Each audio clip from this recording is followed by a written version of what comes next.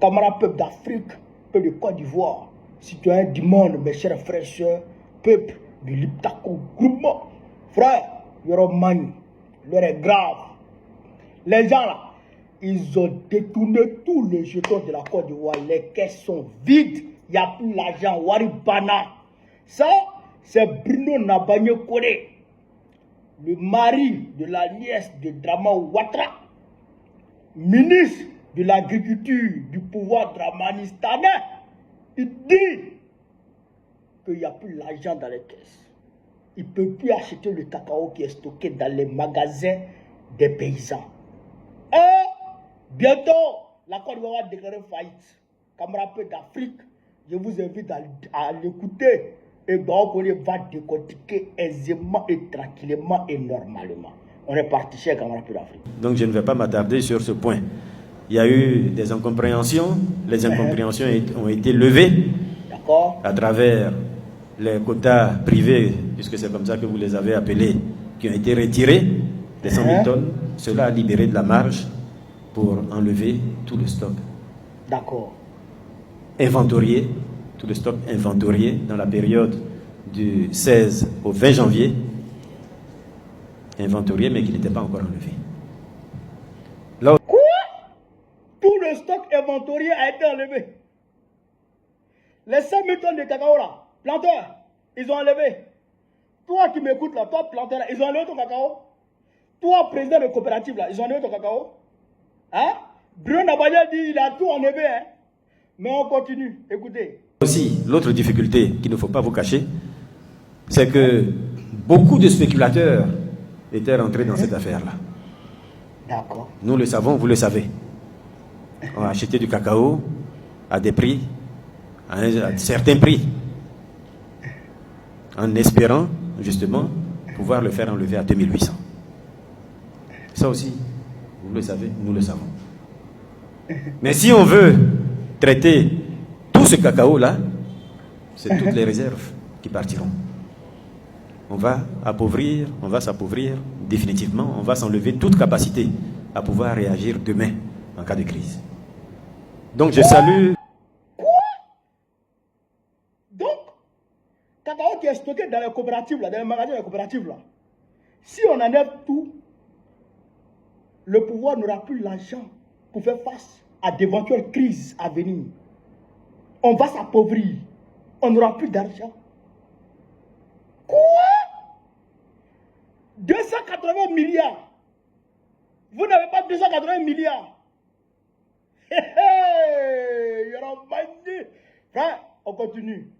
Vraiment la position très responsable que vous avez prise d'entendre le gouvernement et puis d'accompagner le gouvernement dans ces mesures difficiles que nous sommes en train de prendre pour sortir de la crise du cacao. Ça, c'était sur les 100 000 tonnes. Pour terminer, ce que je dirais, et ça va en ligne droite avec ce que disait le directeur général avant moi, vraiment, nous vous demandons de considérer la campagne principale complètement terminée désormais, achevée, la page est tournée avec les enlèvements résiduels qui vont se faire.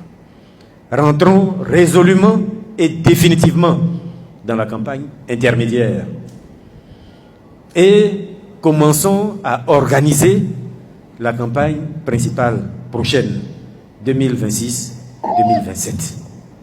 Tournons la page. Et puis maintenant, préparons-nous pour que l'avenir soit meilleur. Il y a eu...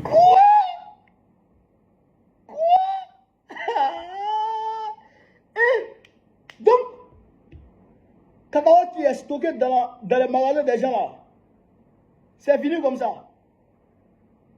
Donc, la crise est finie comme ça, quoi. Je vous ai pas dit. Je vous ai pas dit qu'il ne faut pas payer votre cacao à 2800. Je vous ai pas dit. Je vous ai pas dit les chiffres qui sont sur vos reçus là. Je vous ai pas dit qu'il ne faut pas payer. Il ne faut pas vous donner l'argent de ça. Alors que vous, les planteurs, vous êtes allés vous endetter en fonction des chiffres qui sont sur vos reçus. Vous ne connaissez pas Draman. Draman, c'est un philomane.